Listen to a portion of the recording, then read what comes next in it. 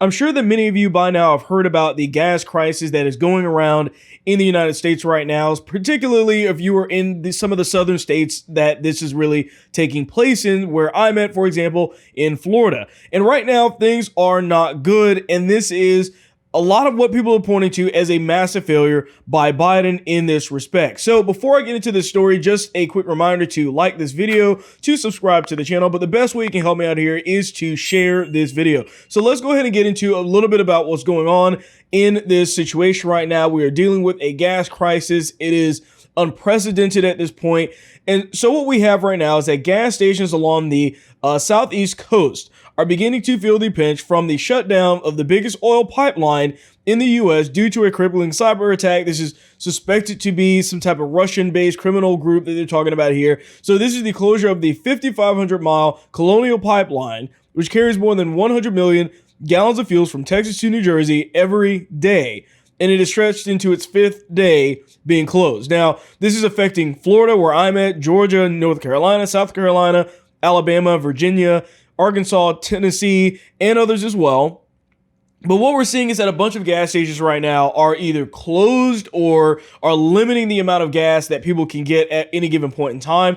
I actually have a few videos here where you can see these lines. This is particularly right here in Florida, where they have the lines that are stretched out to the road right now. You can see that there. Georgia, they have several of the out of order signs on these. I mean, this is not looking good at all. You have the, once again, just more lines just in each one of these states, just talking about showing that there's no gas, basically, in a lot of these places.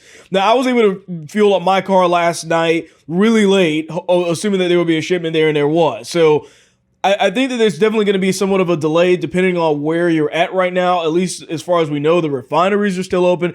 But what this really harkens back to is, this is Joe Biden's America. This is exactly what we've been talking about for the longest period of time. I mean, let's take a look at how long Joe Biden's been in office. What, not even 4 months. And we're at this point now where we already had ridiculously high gas prices. And now we're at a point where there's no gas. So it's like, or at least a shortage of gas in certain areas if you're in those particular areas right now, where I'm at, particularly in Florida.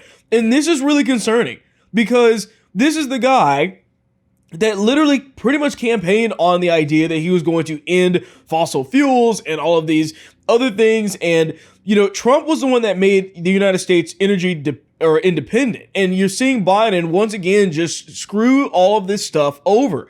I don't think that he's done a good job whatsoever at trying to do anything about this. And when there was a cyber attack on the pipeline, he didn't really even issue much of a comment about what even took place at all. I honestly don't think he really cares either. I mean, this is also the same guy that canceled the Keystone Pipeline, for example. Obviously, he doesn't care about any of these types of resources that we have. And this is just another situation where, what is Biden doing about this? What is this administration doing about this right now? And a lot of people I've seen on Twitter, they're saying, well, you can't blame Biden for this, but you know, rest 100% of the way that if this happened under Trump, the liberals would be complaining about this all day and all night and saying it was Trump's fault.